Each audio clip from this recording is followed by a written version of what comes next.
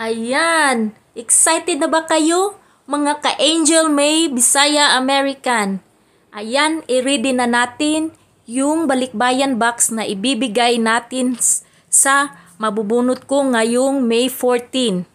Kailangan guys na nandyan kayo sa pagtawag ko sa name ninyo para qualified kayo. At kailangan natin i-tape ito ng mabuti para pagdating sa inyo ay buong-buo pa siya.